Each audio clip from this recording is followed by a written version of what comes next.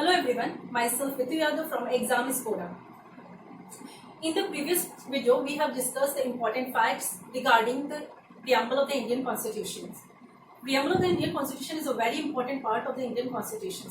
Generally इस part से हमारे 10 to 15 क्वेश्चंस बनते हैं जो हमारे एग्जाम्स में पूछे जाते हैं, whether वो वनडे एग्जाम्स हो या फिर SSC हो, UPSC हो और मैनी अदर एग्जाम्स. ठीक है, वो एक दो क्वेश्चन ऐसा जरूर होता है जो इस टॉपिक से जरूर पूछा जाता है.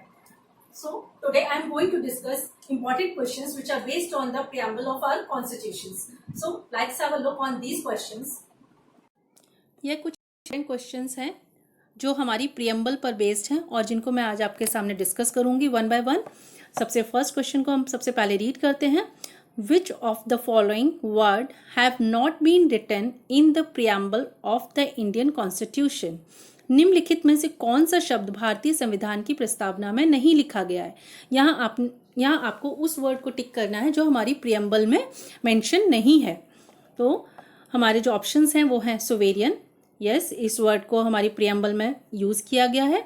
सोशलिस्ट वर्ड का भी यूज़ किया गया है. डेमोक्रेटिक वर्ड का भी यूज़ किया गया है. जिस वर्ड का यूज़ नहीं किया गया हमारी प्रियम्बल में वो है इंडियंस. तो हमारा आंसर क्या होगा?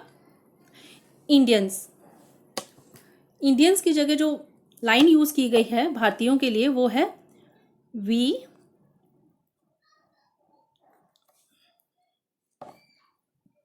The people of India.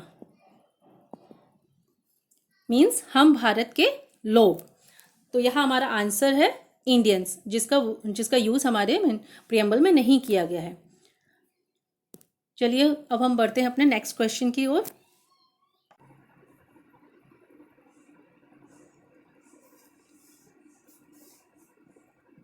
यह हमारा नेक्स्ट क्वेश्चन है. विच of the following statement is not true. Means इसमें से कौन सा स्टेटमेंट है जो ट्रू नहीं है, उसको हमें टिक करना है. तो फर्स्ट ऑप्शन पढ़ते हैं. The date of implementation of Indian constitution is November 26, 1949. हमारा जो फर्स्ट स्टेटमेंट है वही रॉन्ग है. तो हमारा आंसर हो जाएगा ए, द डेट ऑफ इम्प्लीमेंटेशन. क्यों? जो इम्प्लीमेंटेशन वर्ड है दिया गया है वो हमारी इस डेट से मैच नहीं करता. यहाँ पर वर्ड आएगा एडॉप्शन.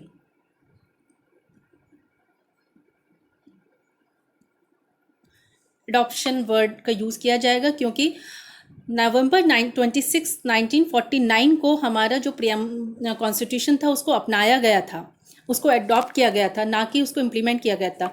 हमारा जो कॉन्स्टिट्यूशन है 26 जनवरी 1950 को इम्प्लीमेंट किया गया था, मतलब लागू किया गया था. तो इम्प्लीमेंटेशन और अडॉप्शन में दोनों टर्म्स में बहुत अंतर है. अडॉप्शन मतलब कब अपनाया गया, इम्प्लीमेंटेशन मतलब कब लागू किया गया.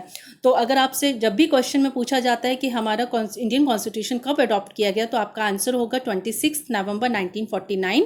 और इम्प्लीमेंटेशन की बात, लागू करने की बात की जाए तो हमारा कॉन्स्टिट्यूशन 26 जनवरी 1950 को लागू किया गया था.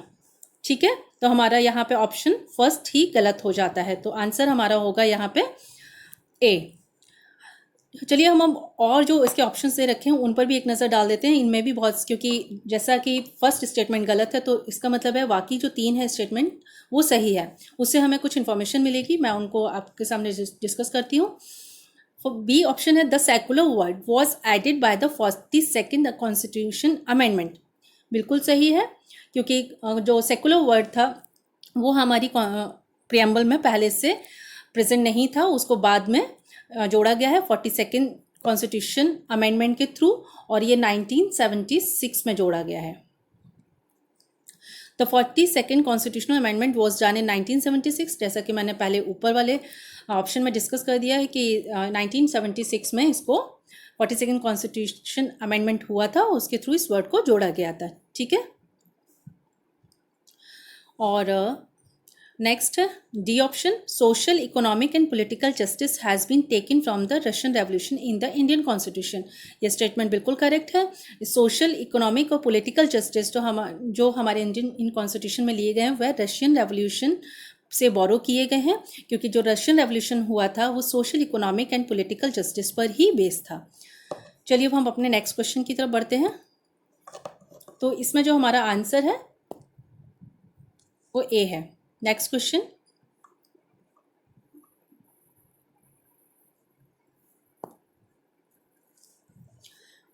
Which statement is not correct in the case of sovereign India? Sovereign India के लिए कौन सा स्टेटमेंट इसमें से करेक्ट नहीं है? चलिए हम अपने ऑप्शंस पर नज़र डालते हैं। सोवेरियन इंडिया से सबसे पहले मैं बता देती हूँ, सोवेरियन इंडिया का मतलब है हम किसी के गुलाम नहीं है। हमारा जो कंट्री है इंडिया, वो किसी का डोमिनेंट नहीं है। ठीक है, तो अब हम इसके ऑप्शंस पर नज़र डालते हैं। India is not a dependent on any other country, means यह स्टेटमेंट सही है।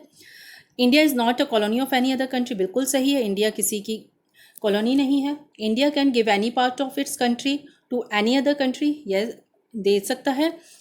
अब डी ऑप्शन पर देखते हैं, जो हमारा आंसर है वो ये जो स्टेटमेंट है ये इनकरेक्ट है।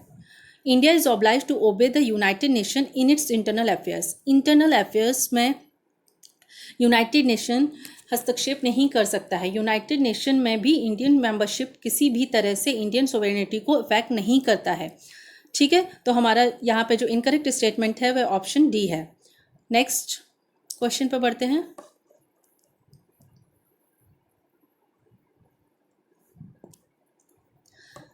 What is the true meaning of secular?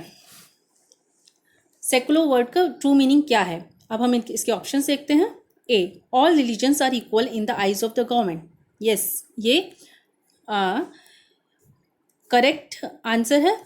और इसको ये जो सेकुलर वर्ड है 42nd कॉन्स्टिट्यूशनल अमेंडमेंट के थ्रू जोड़ा गया था 1976 में। ठीक है, और religions in our country have the same status and support from the state. सभी धर्म जो हैं वो समान हैं और उन्हें सरकार का समान समर्थन ही प्राप्त होगा। तो हमारा जो स्टेटमेंट है सेकुलर वर्ड को जो डिफाइन करता है वो है all religions are equal in the eyes of the government. तो next option, special importance to religions related to minorities, means ये रॉन्ग है। Once religion is promoted by the government, no, कोई भी किसी भी एक रिलीजन को हमारे गवर्नमेंट किसी को प्रमोट नहीं करेगी। ठीक है, तो हमारा जो ऑप्शन है वह पहला ही सही है। नेक्स्ट क्वेश्चन की ओर हम बढ़ते हैं।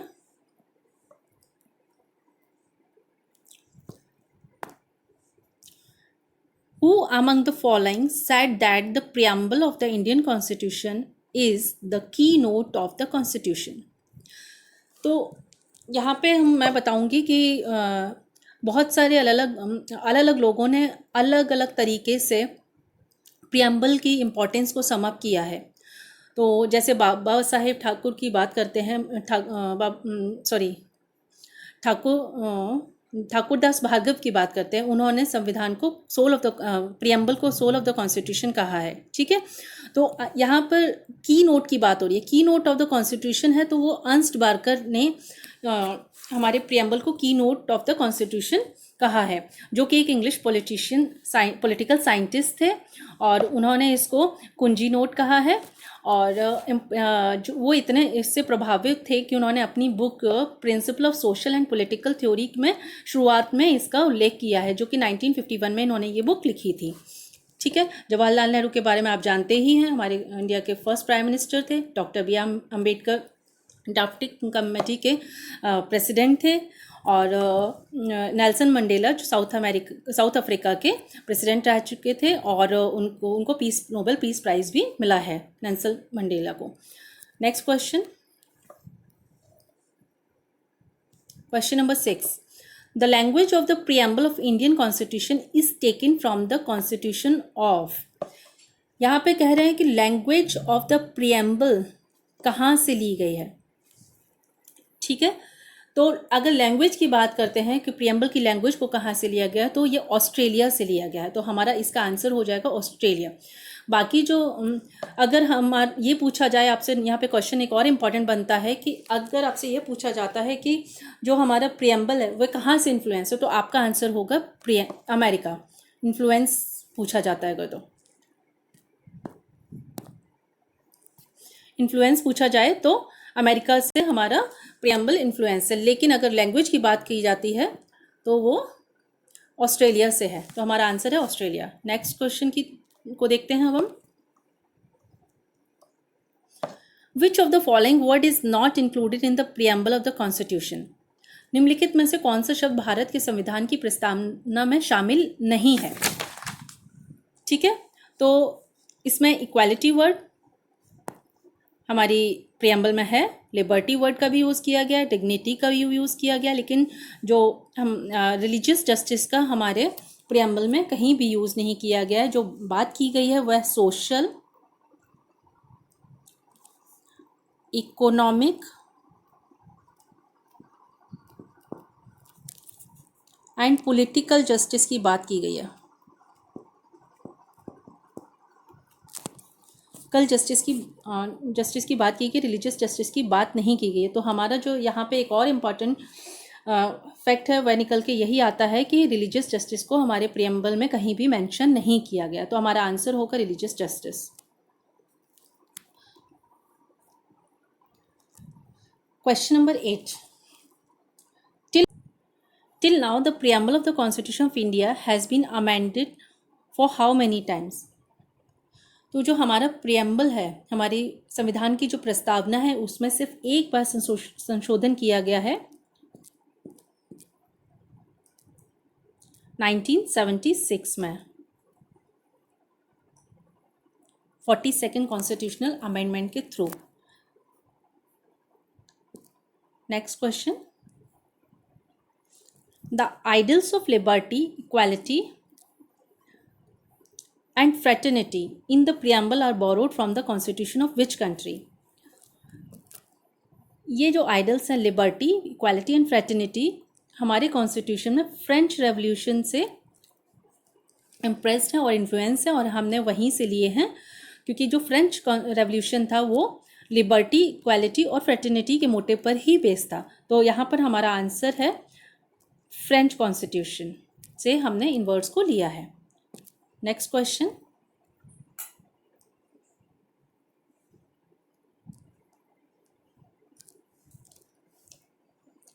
the Constitution of India derives its ultimate authority from? ये बहुत इंपॉर्टेंट और अच्छा क्वेश्चन आया है। इसके बारे में मैंने आपसे प्रीवियस वीडियो और अपनी क्लास में भी डिस्कस किया है। तो यहाँ पे सबसे पहले हमारी जो प्रियम्बल की फर्स्ट लाइन है, we the peoples of India, means हम भारत के लोग। हमारे जो कॉन्स्टिट्यूशन को जो अथॉरिटी मिलती है वो पीपल से मिलती है, हमारी जनता से मिलती है। तो हमारे जो कॉन्स्टिट्यूशन में सबसे ऊपर रखा गया है वह पीपल्स को, हमारी जनता को रखा गया है, और वही सर्वोपरि है, और अंतिम जो शक्ति निहित है हमारी जनता में ही निहित है। इसमें हमारा जो आंसर है वह पीपल ऑफ इंडिया ही होगा। Next question, in which of the following the basic aims and objectives of the constitutions are discussed? Part 1, Schedule 1, Part 2 और Preamble। तो जो हमारे एम्स एंड ऑब्जेक्टिव्स हैं कॉन्स्टिट्यूशन के, वो हमारी प्रियम्बल में डिस्क्राइब किए गए हैं।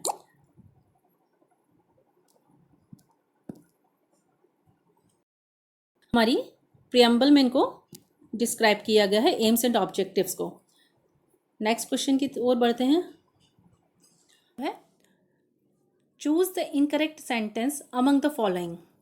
निम्नलिखित में से गलत वाक्य चुनना है। ये जो ऑप्शंस दिए गए हैं इसमें से आपको गलत सेंटेंस चुनना है। इनमें से एक गलत है, बाकी 3 सही हैं।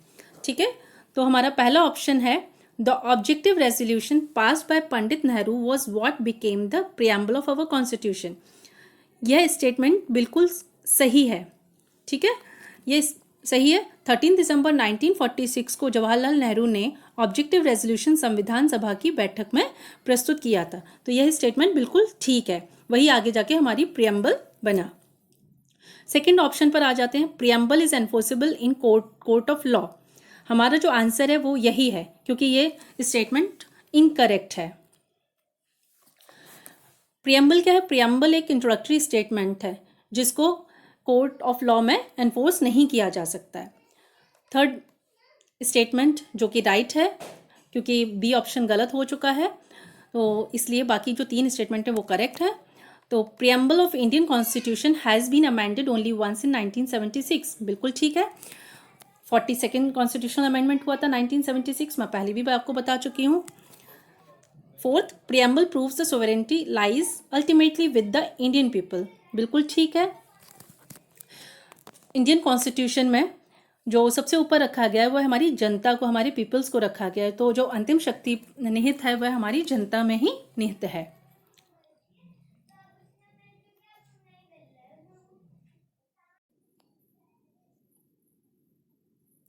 Now question number 13. In which case Supreme Court held that preamble is an integral part of the Constitution? किस मामले में सुप्रीम कोर्ट ने माना कि प्रस्तावना संविधान का अभिन्न अंग है? ठीक है, मैंने आपको पहले भी कई बार बताया है कि केशवानंद भारती केस 1973 में सुप्रीम कोर्ट ने यह एस्टैब्लिश किया था कि प्रियम्बल कॉन्स्टिट्यूशन का एक इंटीग्रल पार्ट है और इसमें अमेंड किया जा सकता है अंडर आर्टिकल 368। और इसमें एक इम्पॉर्टेंट बात नोट करने वाली ये है कि हम अपनी प्रियम्बल में मॉडिफिकेशन या अमेंडमेंट कर सकते हैं, लेकिन उसके बेसिक फीचर्स को बिना हार्म किए।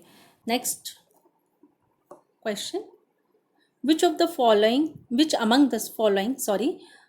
following was the outcome of Keshwanand Bharti case versus Statement of Kerala case 1973? यहाँ पे क्वेश्चन से ही हमें एक इम्पॉर्टेंट पॉइंट मिल जाता है कि केशवानंद भारती जो केस था किसके वर्सेस था? स्टेट ऑफ केरला के वर्सेस था। Preamble is the part of the constitution and subject to amending power of the statement.